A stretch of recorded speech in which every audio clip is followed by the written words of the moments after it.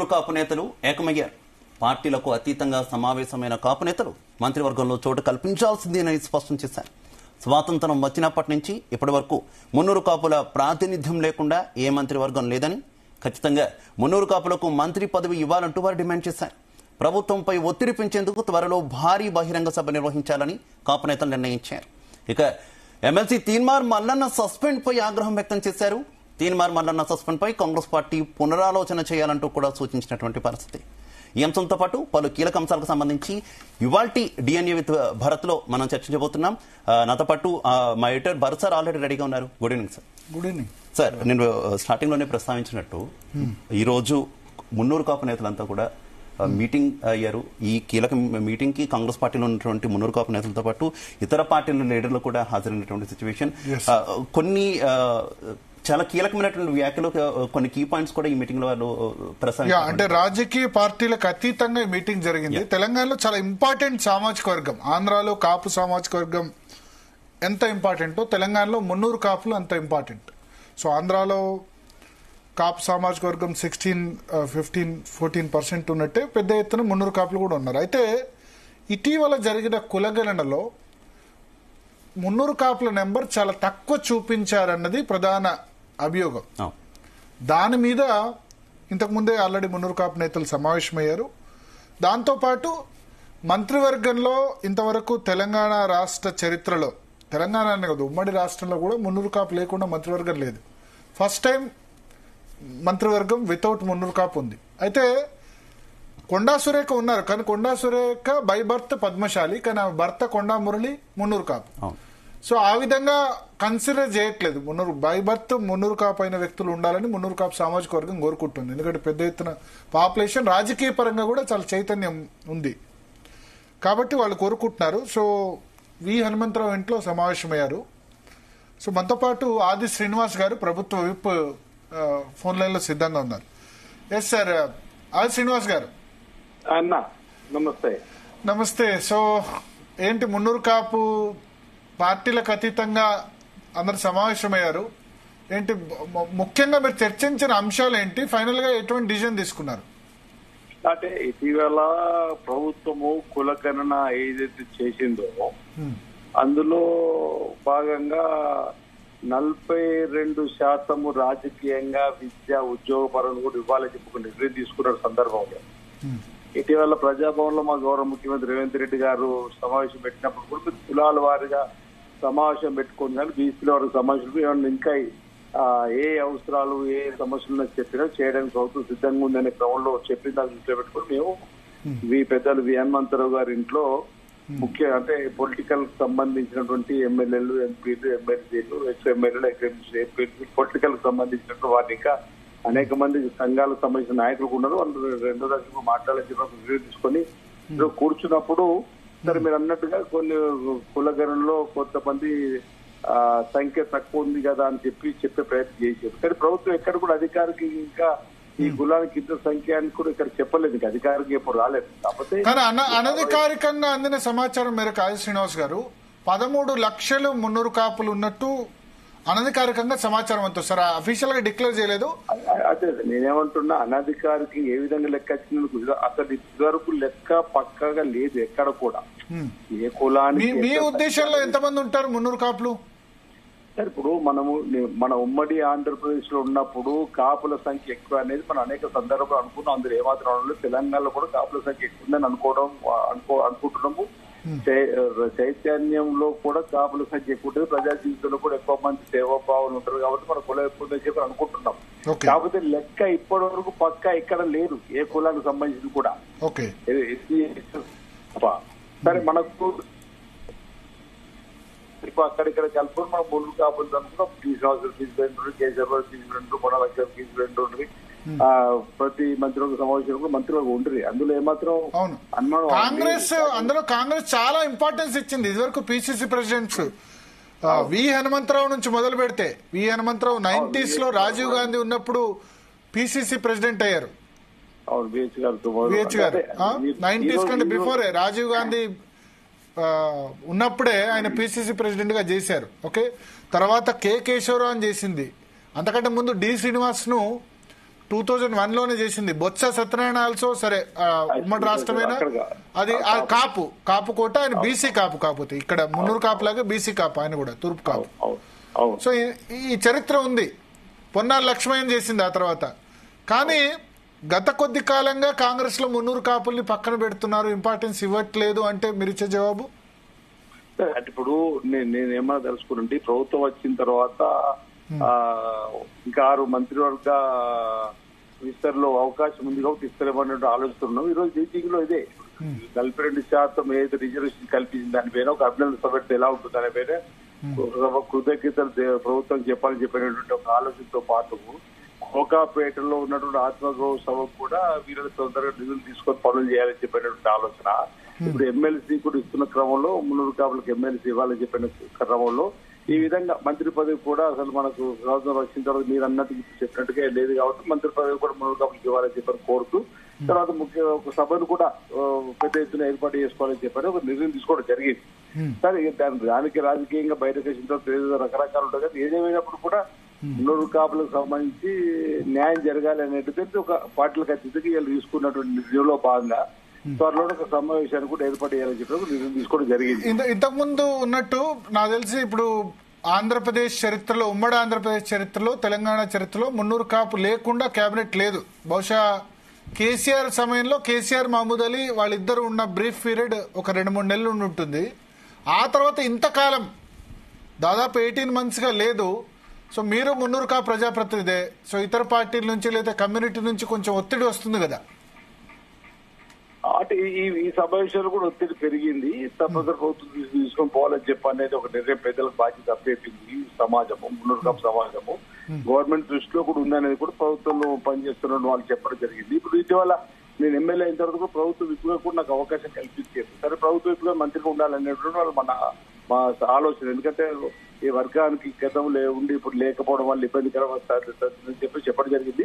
ప్రభుత్వంలో ఉన్న పెద్ద ఆలోచిస్తారని చెప్పిన ఒక భావన ప్రభుత్వం దృష్టి తీసుకుని పోతామని చెప్పి మాకు సంబంధించిన నాయకులు కూడా మీటింగ్ ఉన్న వాళ్ళు కూడా చెప్పడం జరిగింది. సరే అది అంతర్గతంగా పార్టీలో ఒక నిర్ణయం జరుగుతుందని చెప్పిన భావన, గౌరవం ఇస్తారని చెప్పిన ఒక భావన. అయితే ఇప్పుడు ఇక్కడ ఒకటి ఉంది, కొండా సురేఖను మున్నూరు కాపు కింద కౌంట్ చేస్తారా, పద్మశాలి కింద కౌంట్ చేస్తారా? ఎందుకంటే జనరల్ గా తను వివాహం అయిన తర్వాత పుల్లన్న కులాన్ని బేసిక్ ఇస్తే మున్నూరు కాపు గారు చూస్తారు.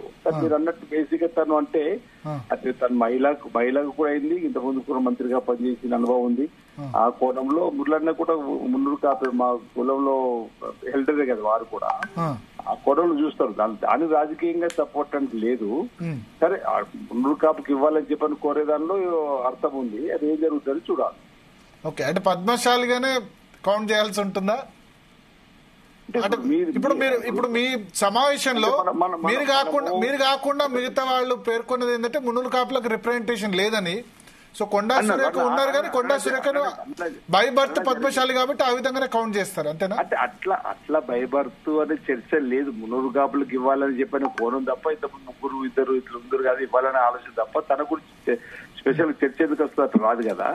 మీరు అన్నదాన్ని చెప్తున్నా, వివాహం అయిన తర్వాత ఎవరైనా భర్త కమ్యూనిటీ వస్తుంది కాబట్టి ఆ విధంగా నేను చెప్పే ప్రయత్నం చేసిన ఇలా అడగడంలో జరిగింది. సో బహిరంగ ఇప్పుడు ఇంకో 2 అంశాలు చెప్పారు. కోకాపేటలో 5 ఎకరాలు కేసీఆర్ గవర్నమెంట్ టైంలో కేటాయించిన దానికి చాలా మంది ఆత్మగౌరవ భవనాలు కట్టుకున్నారు వేరే కమ్యూనిటీస్.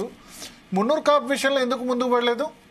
అంటే అక్కడ కొండలు అంటే అక్కడ ప్లేస్ సమానంగా లేదు, వాళ్ళు చూడకుండా ఇవ్వడం వల్ల అక్కడ ఇబ్బందికరమైన వాతావరణం ఉందని ఒకటి. అది క్లీన్ చేయడానికే 15,000 కోట్లు పడుతుందని చెప్పి అంటారు. ఒకసారి వెళ్ళాలని చూడాలని అని అనుకున్నాం. అంటే అక్కడ ఓపెన్ ప్లేస్ కాదు, అంత కొండ లోయ ఉంటది, సగం లోయ సగం కొండ అంటారు. మరి అక్కడ ఏ విధంగా నిర్మాణం చేయాలని ఒకసారి ఇదివరకు వెళ్ళి ఒకసారి చూసేది, కొంత పని కూడా జరిగిందన్నారు. 5 సెల్లార్స్ వేసి సమానంగా తీసుకురావాలని చెప్పి అది కూడా పార్కింగ్ ఉపయోగపడుతుందని చెప్పి అంటారు. సరే ఏ విధంగా అక్కడ కూడా ఆత్మగౌరవ సభ తీసుకురావాలి, కొంతమంది ప్లేస్ చేంజ్ చేస్తే బాగుంటుంది సలహా సూచన ఇచ్చారు. ఒకసారి వెళ్లి చూసి దానిలో ఆత్మగౌరవ సభను కూడా నిర్మాణం చేయాలని చెప్పి ఒక నిర్ణయం తీసుకోవాలి. బహిరంగ సభలో ఇప్పుడు ఏ ఎజెండా ఉండబోతుంది? పెద్ద ఎత్తున ప్రధానంగా నేను ప్రతిపాదన చేసిన వాళ్ళు కానీ మున్నూరు కాపు సమాజం సంబంధించిన పెద్దలందరూ కూడా ఏంటంటే 42% ఈ రోజు. సరే ఇప్పుడు కులాల వారీగా లెక్క ఇంకా పక్కాగా రానప్పటికీ 56.5 అయితే మనకు బీసీలను తేలింది. అందులో భాగంగా 42% బీసీలకు రాజకీయంగా రేపు చట్టసభలో, అదేవిధంగా విద్యా ఉద్యోగులు కూడా చట్టసభలో తీర్మానం చేసేటువంటి క్రమంలో మనం ఒక సభను పెట్టి ఆ క్రమంలో ప్రభుత్వానికి ధన్యవాదాలు తెలియజేస్తూ 42% బీసీలకు రిజర్వేషన్ ఇస్తున్న సందర్భంగా ఈ ప్రభుత్వానికి ధన్యవాదాలు తెలియజేస్తూ ముఖ్యమంత్రి గారికి ధన్యవాదాలు తెలియజేస్తూ మన సమస్యలు కూడా ఏమైనా ఉంటే ఆ సభ ద్వారా ప్రభుత్వం దృష్టికి తీసుకుని వెళ్ళాలి, ముఖ్యమంత్రి దృష్టికి తీసుకుని వెళ్ళాలని చెప్పని ఒక నిర్ణయం. దానికోసం మీరు కూర్చున్నటువంటి కార్యక్రమం అనేది. కానీ ప్రభుత్వానికి ధన్యవాదాల బదులు ఓవరాల్ గా మన సత్తా చాటుదాం, అట్లా పెడదామని వేరే పార్టీ నేతలు సైజ్ చేసినట్టు చెప్తున్నారు. ఇప్పుడు మనం కూర్చున్న తర్వాత నాలుగు రకాలుగా సలహాలు ఇస్తారు. అది కూడా మనమేందో కూడా తెలవాల్సిన అవసరం ఉంది. మనం ఈ రోజు అనధికారిక లెక్కలలో బలహీనపడ్డాం అనేటువంటి భావన కల్పిస్తారు. కాబట్టి మనందరూ కూడా ఏకమై మనం ఏందో చూయించుకోవాలని చెప్పినటువంటి సూచన సలహాలు కూడా వచ్చినాయి.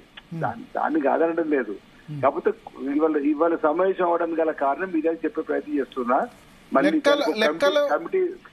కమిటీ కూడా వేయడం జరిగింది 3 పార్టీలకు సంబంధించిన పెద్దలతోటి, అదే కుల సంఘాలకు సంబంధించిన పెద్దలతో కూడా కోఆర్డినేట్లు వేయడం జరిగింది. 2వ సమావేశంలో రూపం వస్తుంది. దాని తర్వాత ఎజెండాతో ఆది శ్రీనివాస్ గారు మంత్రి పదవి ఇవ్వాల్సి వస్తే మీకే ఇవ్వాలి, ఎందుకంటే మున్నూరు కాపు రిప్రజెంటేటివ్ మీరు ఒక్కళ్ళే ఇప్పుడు కాంగ్రెస్ పార్టీలో. అది పార్టీ నిర్ణయం తీసుకుంటుంది, ప్రభుత్వం నిర్ణయం తీసుకుంటుంది. హైదరాబాద్ అదే నేను అందుకని నన్ను కూర్చున్నట్టు నన్ను ప్రశ్న లేదంటే నేను మున్నూరు కాపు రిప్రజెంటేటివ్ మీరు ఒక్కళ్ళే కాబట్టి ఇప్పుడు సరే విప్ అయితే ఇచ్చారు, కానీ మంత్రివర్గంలో అయితే లేదు, రిప్రజెంటేషన్ లేదు. ఇది ఉమ్మడి ఆంధ్రప్రదేశ్ చరిత్ర కూడా ఇటువంటి సందర్భాలు లేదు. సార్ మీరు కూడా ఎలిజిబులే కదా, వేములవాడలో చాలా కాలంగా ఫైట్ చేస్తున్నారు. నిజానికి పౌరసత్వ వివాదం గురించి చాలా కాలంగా ఎప్పుడో ఎమ్మెల్యే కావాల్సి ఉండే. ముఖ్యమంత్రి గారి ఆలోచన, పార్టీ ఆలోచన ఎలా ఉంటే అలా జరుగుతుంది. కమ్యూనిటీ సమాజం, మున్నూరు కాపు సమాజం మాత్రం అడిగిన మాట వాస్తవం. ఆ విషయాన్ని పెద్దల ద్వారా గౌరవ ముఖ్యమంత్రి గారికి పార్టీకి చెప్పాలని చెప్పి ఒక తీర్మానం చేశారు. బహుశా తీర్మానం కూడా పంపిస్తారేమో. ఓకే, సో ఇప్పుడు తీర్మానం మల్లన్న సస్పెన్షన్ సంబంధించి చర్చ జరిగింది సమావేశంలో అంటున్నారు. జరగలేదు. అంటే మేము బయటకు వచ్చిన తర్వాత తెలిసింది. మీటింగ్ లో మేము కూర్చున్న సేపైతే వారి మల్లన్న గురించి జరిగినటువంటి చర్చ జరగలేదు. సస్పెన్షన్ అయిన అంశం కూడా అప్పటికి సమావేశం ఉన్నప్పుడు తెలియదు మరి మాకు. మేము లాస్ట్ వి హనుమంతరావు గారు ప్రెస్ అడ్రస్ చేస్తూ మాట్లాడదాకా ఉండి బయటకు వచ్చినాం. అప్పటి వరకు అయితే ఈ విషయం చర్చకు రాలేదు. అంతర్గతంగా మీటింగ్ లో అసలు తర్వాత నేను ఇంటికి ఏరుకున్న తర్వాత వాట్సాప్ చూసిన ఇట్లా మళ్ళీ అన్నది జరిగిందని. మీటింగ్ లో మాత్రం చర్చ జరగలేదు. మీ ఒపీనియన్ ఏంటి మల్లన్న మీద యాక్షన్ తీసుకోవడానికి? ఇప్పుడు మహేష్ గారు చెప్పిన దాని ప్రకారము పార్టీ నిర్ణయానికి వ్యతిరేకంగా ఉంది కాబట్టి మేము తీసుకోవాల్సి వచ్చింది. పార్టీ లైన్ దాడితే క్రమశిక్షణ తీసుకోవాల్సింది కదా అనేది వారు చెప్పడం జరిగింది. పార్టీలో కూర్చొని ఏం జరుగుతుంది మళ్ళీ మహేష్ గారిని కూర్చొని ఆలోచించుకోవాలి. అయితే ఒకటి పార్టీ లైన్ చాలా మంది అగ్రవర్ణ నేతలు తప్పినా సరే వాళ్ళ మీద యాక్షన్స్ ఉండవు, కేవలం ఎందుకు బీసీల మీద యాక్షన్ తీసుకుంటారు అని బీసీ సంఘాలు ప్రశ్నిస్తున్నాయి. అంటే ఇప్పుడు అంటే బీసీ అధ్యక్షుడు స్వతహాగా బీసీ అనుమానం లేదు. అది ఏ కోణంలో జరిగింది అనేది నేను తెలియదు. అంటే ఇప్పుడు నేను బయటనే ఉంటున్నా. మల్లన్న కూడా సీనియర్, మల్లన్న కూడా అవగాహన ఉంది. గత ఎన్నికల్లో కూడా మల్లన్న పాత్ర కూడా ఉంది. అనేక సందర్భాల్లో కూడా మల్లన్న కూడా మేము కలిసి పనిచేసిన సందర్భంలో కూడా వారి ఆలోచన విధానం తీసుకోవాలనుకున్నాము. మరి ఇక్కడ మొన్నటి జరిగినటువంటి బీసీ కులగానికి సంబంధించిన అంశంలో జరిగిన దానిపై వారు నోటీస్ ఇచ్చినప్పుడు సమాధానం ఇవ్వలేరు. దానిపై చర్య జరిగిందని భావిస్తున్నాం. ఒకవేళ వారు మళ్ళీ నోటీస్ ఇస్తే తిరిగి నోటీస్ కు జవాబు ఇవ్వాల్సి ఉండే అని మీరు అభిప్రాయపడుతున్నారా? నోటీస్ ఇవ్వాలి అంటే నేను ఇప్పుడు మీరు మాట్లాడకైతే ముందే వాట్సాప్ చూసినప్పుడు నోటీస్ ఇవ్వలేదు, జవాబు ఇవ్వలేదు. ఇస్తే వేరే విధంగా యాక్షన్ తీసుకోకపోయే వాళ్ళు అంటారా? తీసుకోకపోతారేమో. ఎందుకంటే ఈ సందర్భం బట్టి మాట్లాడినా కాబట్టి అంటే దానికి సంతృప్తి చెందుతుంది పార్టీ అని నా ఆలోచన. ఓకే ఓకే, సో అంటే మళ్ళీ వచ్చే అవకాశం ఉందా మళ్ళన్న పార్టీలోకి ఒకవేళ జవాబు ఇస్తే? లేకపోతే ఇప్పుడు మీలాంటి వాళ్ళు కన్విన్స్ చేసి ఏమైనా తీసుకొచ్చే అవకాశం ఉంటుందా? అన్నా మళ్ళీ వచ్చే అవకాశం ఉందా? తీర్మానం మల్లన్న మీద సస్పెన్షన్ ఎత్తివేసే అవకాశం ఉందా?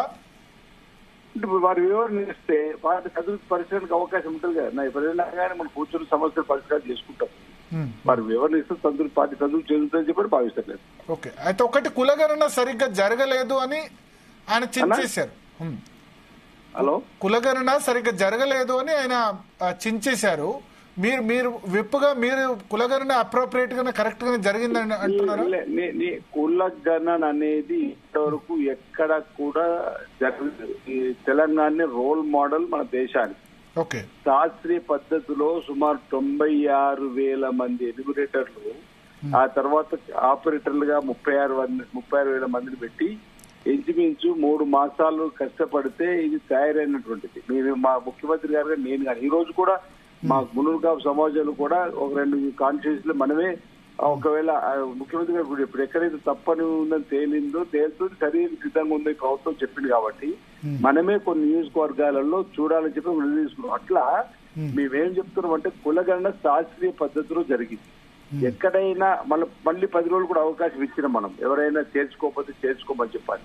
ఇప్పుడు మనం ఎన్నికలప్పుడు ఏదైతే పోలింగ్ చిట్టీలు ఇప్పుడు ఇప్పుడేమో మనకు అంతకుముందు బ్యాలెట్ విధానంలో ఏ విధంగా 5 సంవత్సరాలు ఉంచేవాళ్ళము, ఇప్పుడు బ్యాలెట్ ఏదైతే ఉందో దానిలో మనం ఇప్పుడు వచ్చేటువంటివి స్లిప్స్ 5 years ఏ విధంగా చూస్తాం. ఇప్పుడు ఈ కులగణన జరిగిన అన్ని మండలాల్లో కూడా అన్నింటి కట్టలు కట్టి పెట్టిర్రు. ఒకవేళ పలానా కాడ ఇబ్బంది అయిందంటే కూడా వెంటనే ఓపెన్ చేయడానికి ఇప్పుడు కావలసుకొని రాక ఉన్న వాళ్ళు 16 లక్షలు తేలింది. ఆ 16 లక్షలు మళ్ళీ 10 రోజులు అవకాశం ఇచ్చాం. రేపు ఆర్డినరీ క్యాబినెట్ మీటింగ్ లోపల ఈ 16 లక్షలు ఎంతమందికి నమోదు చేసుకున్నట్టు కూడా తేలుతుంది. ఇప్పుడు వీళ్ళు ఏమంటారు, కొందరు ఆధార్ కార్డులు లెక్క చెప్తున్నారు, కొందరు ఓటర్ లిస్ట్ సంఖ్యని చెప్పుకుంటూ తక్కువని అంటారు. ఆధార్ కార్డు ఏ రాష్ట్రంలో వాళ్ళైనా ఇక్కడ ఉంటే తీసుకోవడానికి వెసులుబాటు ఉంది. ఓటర్ లిస్ట్ లో కూడా పక్కన ఆంధ్రకు సంబంధించిన వాళ్ళు కూడా మన దగ్గర హైదరాబాద్ లో అనేక మంది కూడా ఓటర్ లిస్ట్ లో పేరు చేర్చుకున్న వాళ్ళు ఉన్నారు. అవి 2 ప్రామాణికం కాదు అనేది మన ఆలోచన. ఈరోజు శాస్త్రీయ పద్ధతుల్లో ఎన్ని ఇండ్లు ఉన్నాయో ఒక 150 ఇండ్లకు ఒక ఎన్యూమరేటర్ పెట్టినప్పుడు అతను ప్రతి ఇంటికి వెళ్లి కూడా ఒకటి అతికి పెట్టి వచ్చిండు. ఆ ఇంటి వివరాలు సమగ్రంగా ఉండాలని చెప్పాలి. కాబట్టి నాకు తెలిసిన మటుకు ఇది రాజకీయ పరంగా ఆరోపణగానే భావిస్తా. లేదు పలానా గ్రామంలో వీళ్ళు మిస్ అయ్యారని చెప్పండి, ఒక్కరు కూడా రాలేదు వరకు. నేను కులగణనలో నా పేరు చేర్చుకోమంటే ఈ ప్రభుత్వ అధికారులు చేర్చుకోలేరు అంటే సమస్య. అలాంటి ఇక్కడ సమస్య రాలేదు. మరి మీ కమ్యూనిటీ నుంచి అభ్యంతరం వ్యక్తం అవుతుంది కదా, మా జనాభా తక్కువ చూపించారు అని చెప్పి. అదే ఇప్పుడు నేనేమంటుంటే రాజకీయంగా చైతన్యానికి ప్రతీక. మనకు మనం ఎవరమైనా కానీ, నేను కానీ మీరు కానీ, మనకు మనం ఇంత అనుకున్నాం కానీ ఇదొక లెక్క పక్కలేదు కదా అని అంటున్నా. ఒకవేళ ఇప్పుడు కూడా తక్కువ ఉంటే కూడా చేర్చుకోవడానికి అవకాశం ఉంది. 16 లక్షలు వచ్చిరేమో. అసలు ఇదివరకు అధికారికంగా లెక్క చెప్పడం లేదు, మీరే అంటున్నారు సంఖ్య. ఇదివరకైతే అధికారికంగా ఈ కులానికి సంఖ్య ఇంత ఉంది అనేది ఎక్కడ కూడా చెప్పలేరు. మనకు 56.33%. అట్లా అనుకుంటే టీఆర్ఎస్ పార్టీ కులగణన చేసింది ప్రామాణికం కాదంటున్నాం మేము. అది క్యాబినెట్ రాలేదు, అసెంబ్లీకి రాలేదు. అయినా ఒకవేళ అది ప్రామాణికం, పయాల్ శంకర్ గారు అసెంబ్లీలో అది చర్చ తీసుకొచ్చినప్పుడు కూడా ఒకవేళ అదే ప్రామాణికం అనుకుంటే కూడా 51% చూపించారు వాళ్ళు బీసీ రిజర్వేషన్. వాళ్ళు మేము చూపిస్తే 56%. వాళ్ళ లెక్కలు ఓసీ లెక్క ఎక్కువ చూపించారు, మా లెక్కలు ఓసీ లెక్క తగ్గింది. ఇప్పుడు 56% బీసీలు అయింది, ఓసీలు అయితే వాళ్ళ శాతం 5% తగ్గింది. అట్లా అనుకుంటే మన ఈ లెక్కలో. కాబట్టి ఒకవేళ ఈ లెక్క తప్పనుకుంటే నేను ఒకటి మీ ద్వారా చెప్పాలి, జీటీ ద్వారా భర్త గారు మీ ద్వారా చెప్పాలనుకున్నా. ఇప్పుడు 2025లో ఏదైతే భారతదేశ జనాభా లెక్కలు చేయడానికి కేంద్ర ప్రభుత్వం ముందుకు వస్తారు. 2011లో కాంగ్రెస్ ప్రభుత్వాలు అయిందంటే 2021 కావాల్సింది కాలేదు. ఈ సందర్భంగా భారతీయ జనతా పార్టీ ప్రభుత్వం ఉంది కాబట్టి ఈ అవంతరాలు, ఈ అనుమానాలు సాగిపోకుండా కులగణన ఏమన్నారు వాళ్ళని కూడా తెలుస్తుంది కదా. వాళ్ళు జనాభా లెక్కలు చెప్పినప్పుడు కులగణన వాళ్ళు కూడా చేసిరు అనుకోర్రి, ఇది తప్ప ఒప్ప కూడా తెలుస్తుంది కదా. ఇది చేసి ప్రభుత్వ ఉద్యోగులు రేపు కూడా ప్రభుత్వ ఉద్యోగులు చేస్తారు కదా సార్. దేశవ్యాప్తంగా చేసేందుకు ఇబ్బంది అవుతుంది. ఎవరి ఇస్తాయంతో తెలుస్తుంది, వారికి అంతా ఈ రోజు అధికారం దక్కుతుంది కదా. రాహుల్ గాంధీ గారి ఆలోచన కూడా అదే కదా, ఎవరి ఇస్తాయంతో తెలిస్తే వారికి అంతా ఈ ఫలం అందాల్సిందే. అది రాజకీయంగా, విద్యాపరంగా, ఉద్యోగపరంగా, ఇతరత్ర గాని. కాబట్టి నేనేమంటుంటే భారతీయ జనతా పార్టీ సరే బీఆర్ఎస్ అంటే అనడానికి అవకాశం ఉంది. అరే వీళ్ళంతా బీసీలకే రిజర్వేషన్ 42% రిజర్వేషన్, 34% రిజర్వేషన్ రాజకీయంగా ఉంటే 22% తీసుకొచ్చి కూర్చోబెట్టింది. రేపు మీ 42% చట్టసభలో పెట్టబోతున్నాం. మా ముఖ్యమంత్రి రేవంత్ రెడ్డి గారి నాయకత్వంలో స్వతహాగా వారు అనేక సందర్భాలు చెప్పిండు ఇలాంటి చక్కటి అవకాశం రాదు, మీరు ఉండండి అని. రేపు అయిన తర్వాత అన్ని అగ్రపక్ష తీసుకొని కేంద్ర ప్రభుత్వం దగ్గర కూడా వెళ్దాం అనుకుంటున్నాం. ఆ చిత్తశుద్ధిని ఎవరు కూడా దయచేసి తప్పు పట్టద్దు అనేది నేను నా కోరిక. సరే తక్కువ చూపించారు అనేది మాత్రం అధికారికంగా లానట్టు ఎందుకు అనాలనేది నేను అంటున్నాను. ఇట్లా థ్యాంక్ యూ ఆది శ్రీనివాస్ గారు. జీ తెలుగు కోసం మీ సమయం కేటాయించినందుకు. సో మొత్తానికి శివ సార్ ఒక్కసారి జనరల్ గా కాంగ్రెస్ పార్టీ కులగణన మీద చాలా ఎక్కువ హోప్స్ పెట్టుకుంది, జాతీయ స్థాయిలో కూడా చాలా హోప్స్ పెట్టుకున్నటువంటి సిచ్యువేషన్. తెలంగాణ నుంచి మేము స్టార్ట్ చేస్తున్నాం చాలా గర్వంగా చెప్పారు. కానీ ఇక్కడ ఈ సిచ్యువేషన్స్ అనేది చూస్తుంటే ఈ రోజు మున్నూరు కాపు మీటింగ్ కావచ్చు, మొన్న యాదవ్ కమ్యూనిటీ మీటింగ్ లో జరిగినటువంటి వచ్చినటువంటి కామెంట్స్ కావచ్చు, కొంత బూమరాంగ్ అవుతుంది అనుకోవచ్చు సార్ మీ అబ్జర్వేషన్? డెఫినెట్ గా. అంటే వాళ్ళు ఊహించింది ఒకటి, జరుగుతోంది ఒకటి ఇక్కడ. ఎందుకంటే మూడు రాష్ట్రాల్లో కాంగ్రెస్ ఇప్పుడు అధికారంలో ఉంది. ఒకటి హిమాచల్ ప్రదేశ్, రెండోది కర్ణాటక, మూడోది తెలంగాణ. రాహుల్ గాంధీ కులగన్న చేస్తామని సంవత్సరంన్నర క్రితం అనౌన్స్ చేశారు పార్లమెంట్ ఎలక్షన్స్ బిఫోర్. 6 నెలల నుంచి సిడబ్ల్యూసీ 18 నెలల క్రితం సిడబ్ల్యూసీ తీర్మానం చేసింది. కర్ణాటకలో కులగణన చేసి కూడా డీటెయిల్స్ బయట పెట్టలేదు. అక్కడ ఎవరు బీసీసీఎంఏ సిద్దరామయ్య. ఎందుకంటే అక్కడ లింగాయత్ ప్లస్ వక్కలిగా ఇవి రెండు డామినెంట్ క్యాస్ట్. సో ఇక్కడ ఎంత కాదన్నా Congress party is majorly influenced by Reddys. ఇప్పుడు కులగణనకు సంబంధించి బయట పెట్టిన తర్వాత తీన్మార్మల్న దాన్ని దించేసిన తర్వాత అది బూమరాంగైంది ఒకటి. రెండోది, ఏ కులం కూడా మీ జనాభా లెక్క ఇంత అంటే ఒప్పుకోదు, మా కులం ఎక్కువనే ఉంటుందని చెప్తుంది కదా. ఇప్పుడు సేమ్ మున్నూరు కాపులది 13 లక్షలు వచ్చిందట, ముదిరాజులది 25 లక్షలు వచ్చింది. సో ఆ రెండు కులాల నేతల మధ్య వారు జరుగుతుంది. ముదిరాజులు అంత లేరు, మున్నూరు కాపులు ఎంత ఉన్నారండి. సో రెడ్లు 17 లక్షలు 18 లక్షలు ఉన్నారు. వాళ్ళ అంత పెద్ద ఎత్తున ఎక్కడున్నారని చెప్పి మిగతా బీసీ కులాలు ఫైట్ చేస్తున్నాయి. సో ఇది ఇప్పుడు ప్రభుత్వం చేసింది నిజంగానే కేసీఆర్ చేసిందేమో 12 గంటల్లో చేశారు. ఇది 3 నెలల పాటు చేశారు. చేసినా సరే సాటిస్ఫై లేరు. ఆ 12 గంటల పాటు చేసిందానే కరెక్ట్ అంటున్నారు. శాస్త్రీయబద్ధంగా ప్రతి ఇంటికి ఎన్యూమరేటర్ వచ్చాడు చేసినా సరే, కానీ వాళ్ళు కులాల వారిగా లెక్కలు బయట పెట్టలేదు. కేసీఆర్ చాలా తెలివైన వ్యక్తి. ఓవరాల్ గా బీసీ కమ్యూనిటీ ఇంత అని చెప్పి 51% అని చెప్పి ఆయన అదే పేరు తప్ప కులాల వారి లెక్కలు మాత్రం తను సొంతంగా ఉంచుకొని పార్టీలో ఎమ్మెల్యే టికెట్ల కోసం లేదా మిగతా వాటికి వాడుకున్నాడు, బయట పెట్టలేదు. సో ఇప్పుడు నరేంద్ర మోడీ ఐడియా కూడా ఇదే, కులాల వారిగా ఉంటే ఇదే పంచాయతీలు వస్తాయి, నీది ఎక్కువ కులమా, నాది ఎక్కువ, నా తక్కువ, ఇది తక్కువ అన్న ఉద్దేశంతోనే ఆయన కూడా చేయట్లేదు. కానీ కాంగ్రెస్ పార్టీ సంబంధించిన ఐడియా ఏంది, హిందూ ఓటు బ్యాంక్ చీలాలి. మైనారిటీలు వన్ సైడ్ గా కాంగ్రెస్ కున్నారు. హిందూ ఓటు కన్సాలిడేషన్, హిందువుల కంటే ఎక్కువగా ఇది నా కులం, ఇది నా కులం అని చెప్పుకుంటే కాంగ్రెస్ కి అడ్వాంటేజ్ అవుతుంది. It's open secret. Rahul Gandhi కులగణన అని ఎందుకు అంటున్నారంటే, ఆయన కులగణనకు సంబంధించి ఆయన నాయనమ్మ ఇందిరాగాంధీ చేయలేదు, తండ్రి రాజీవ్ గాంధీ చేయలేదు కదా. 1931లో బ్రిటిష్ వాళ్ళు చేశారు, జవహర్లాల్ నెహ్రూ చేయలేదు, ఇందిరాగాంధీ చేయలేదు, రాజీవ్ గాంధీ చేయలేదు. ఇప్పుడు ఎందుకు అంటారు? ఇప్పుడు కాదు, 2011లో నేను చెప్తున్నా. 2011లో కాంగ్రెస్ అధికారంలో ఉన్నప్పుడు కులగణన చేయాలని వస్తే ఇదే కాంగ్రెస్ పార్టీకి సంబంధించిన ట్రెజరర్, కోశాధికారి, ఇప్పుడు కోశాధికారి అజయ్ మాకన్, అతను 100 మంది ఎంపీల సంతకాలు సేకరించాడు. ఇప్పుడు 2011 వచ్చింది, ఇప్పుడు కులాలు ఏందని చెప్పి. సో చేయలేదు, అప్పుడు కూడా చేయలేదు. అప్పుడెవరు గవర్నమెంట్ ఉంది. ఇప్పుడు రాహుల్ గాంధీ ప్రతిపాదిస్తుంది ఎందుకంటే హిందూ ఓటు బ్యాంక్ కన్సాలిడేట్ కాకుండా నార్త్ లో హిందూ ఓటు బ్యాంక్ కులాల వారిగా. అందుకనే దీనికి విరుగుడు పార్లమెంట్ ఎలక్షన్ లో కొంత పనిచేసింది. పనిచేయడం వల్ల కొన్ని చోట్ల దెబ్బతింది బీజేపీ. అందుకని యూపీలో ఎస్పెషల్లీ యూపీలో 37 సీట్లు మాత్రమే వచ్చాయి అవుట్ ఆఫ్ 80. అందుకని దానికి విరుగుడు వెంటనే వీళ్ళు కూడా కనుక్కున్నారు. ఈ లెవెల్లో పనిచేస్తుంది అనుకోలేదు యోగి ఆదిత్యనాథ్. అందుకనే బాటెంగేతో కాటెంగే అన్నాడు. అంటే విడిపోతే మనను నరికేస్తారు, చంపేస్తారు, హిందువులుగానే ఉందామని దానికి విరుగుడు ఆల్రెడీ కనుక్కున్నారు. సేమ్ నరేంద్ర మోడీ కూడా అటువంటి మహారాష్ట్ర అసెంబ్లీ ఎన్నికల్లో దాన్ని ఇంప్లిమెంట్ చేశారు, వాడారు. మళ్ళీ ఓబీసీ ఓటు బీజేపీకి వచ్చేసింది. సో ఇప్పుడు కాంగ్రెస్ పార్టీకి ఇప్పుడు మీరు ఆలోచించండి, కులగణన లెక్కలు బయట పెట్టక ముందు కాంగ్రెస్ పార్టీ ఎట్లా ఉంది, ఇప్పుడు ఎట్లా ఉంది. వాళ్ళే తిట్టుకుంటూ ఇక్కడ మొత్తం క్రిటిసిజం అయిపోయిన పరిస్థితి ఉంది కదా, ఇబ్బంది ఉంది కదా. మొన్న గ్రాడ్యుయేట్ ఎలక్షన్ లో కూడా మళ్ళీ చాలా పెద్ద ఎత్తున బీసీ వాదం పనిచేసింది కదా, పెద్ద ఎత్తున బీసీ వాదం పనిచేసింది. Congress is dominated by Reddys.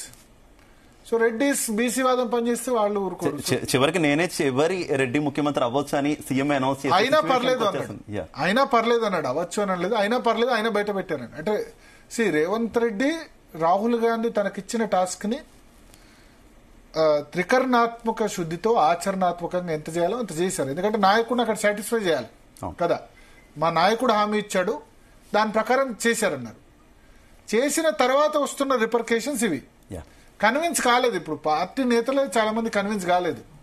ఇప్పుడు మున్నూరు కాపు మీటింగ్ లో సరే ఆది శ్రీనివాస్ గారు పూర్తి డీటెయిల్ చెప్పలేదు, కానీ దానిలో ఏంటంటే మన జనాభా లెక్కలు 13 లక్షలు ఎట్లుంటాయి, అవతల యాదవులు 20 లక్షలు లేకపోతే గౌడ్స్ 17 లక్షలు ఉండి మనవి మాత్రం ఎందుకు తక్కువ ఉంటాయి, మనం ఎక్కువ ఉన్నాం కదా అని ఎక్కువ మీటింగ్ లో చర్చ జరిగింది. మీటింగ్ లో పాల్గొన్న వాళ్ళతో నేను మాట్లాడాను ఫోన్ లో.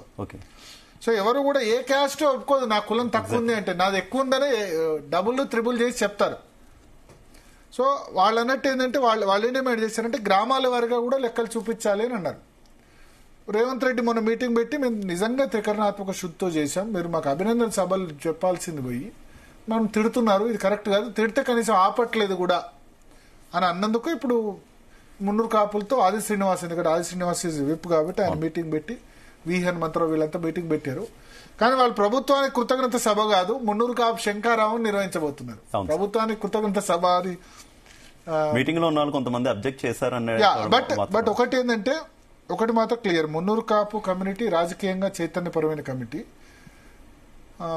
మీకు భారతీయ జనతా పార్టీకి చాలా టర్న్ అయింది మొన్న, బండి సంజయ్, అరవింద్, ధర్మపురి అరవింద్ లాంటి లీడర్స్ వల్ల ఓట్ బ్యాంక్ పార్లమెంట్ లో చాలా టర్న్ అయిపోయిన పరిస్థితి.